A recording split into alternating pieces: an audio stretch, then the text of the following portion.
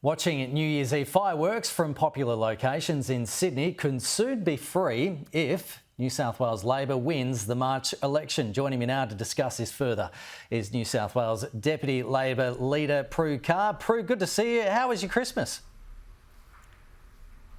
Christmas was nice and quiet, actually. Yeah, thank you for asking. Excellent, no worries. Well, New Year's, that's the next party that's coming up. You're saying that you want to make it free. Yep. Just tell us a little bit about what you're proposing. Well, what we're proposing, if elected in March at the state election in just over 80 days' time, is that for families to go and just bring a picnic basket and roll out a picnic rug on public places on the foreshore of this beautiful harbour, that will be free. Like about half of the public places in Sydney that you can view the fireworks from at the moment now charge a fee for public to watch. That's sort of crept up over the past 11, 12 years that this government's been in office, and we're going to make it free for the public to watch the fireworks if we win the election.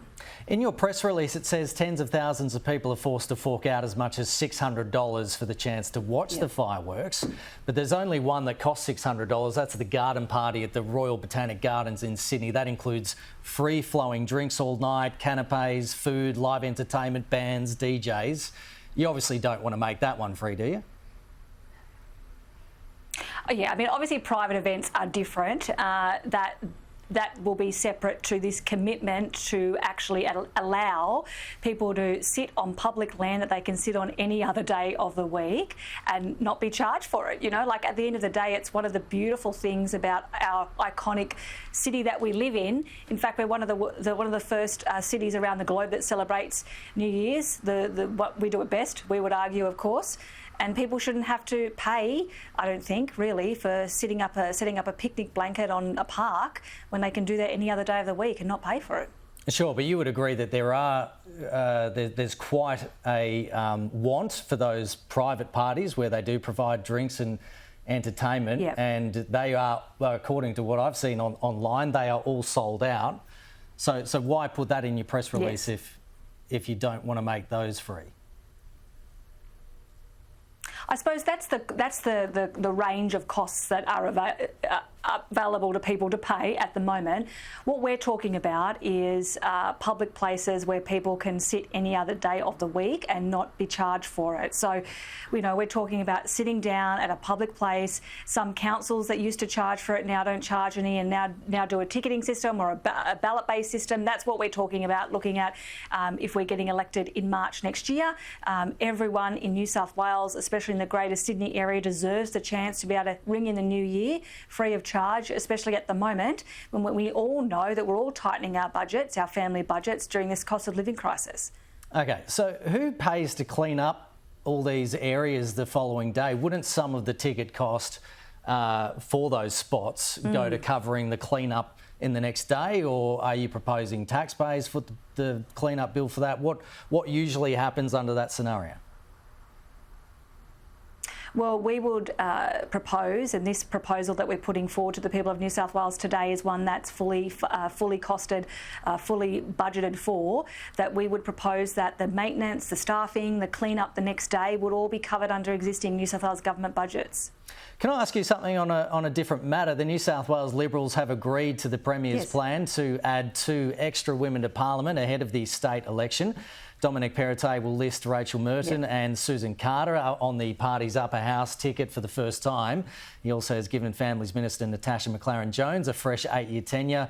3 men will be removed. What are your thoughts on that whole process to get more women into Parliament on the coalition side? Yeah, well, I mean, obviously this is a matter for them internally, but it seems to have been very difficult for them to get to this point. From where I sit, I'm pretty proud of where Labor has been really for the past 20 years on getting women into Parliament. We've got 40% of our caucus are women. We've got half of our leadership group, our senior leadership group are women, and 48% of our shadow cabinet. That's the difference for the people of New South Wales when we go to the election in just over 80 days' time. We have been confronting this issue for 20 plus years. I'm proud to be part of a team of senior women in New South Wales Labor, and if we're elected, those women will be senior cabinet ministers. The Liberals seem to have been really dragged kicking and screaming to this point to acknowledge what the rest of the people of Australia know, is that our parliaments need to finally represent the communities that we want to represent and we're making decisions for. So you don't think it will help change perceptions of the Perrottet government that they have a women problem if they are actively trying to get more women in? Well, look, it's obviously been very difficult for them to do that. We have processes in place to ensure that women are elected into Parliament to represent the Labor Party. I think when compared the Labor Party and the Liberal and the National Party, I think it's very clear which side of politics is better when it comes to female representation in the Parliament. The Liberals have had a dreadful time of trying to confront this issue. They've really, after the federal election, they seem to have been dragged kicking and screaming to this point. We will be able to put a lot of really competent female candidates up in seats that we hope to win. And of course, we have really amazing, competent women in senior positions in the party when it comes to, putting forward Chris Minns' Labor team for March next year. Prue, always a pleasure to chat with you, and Happy New Year.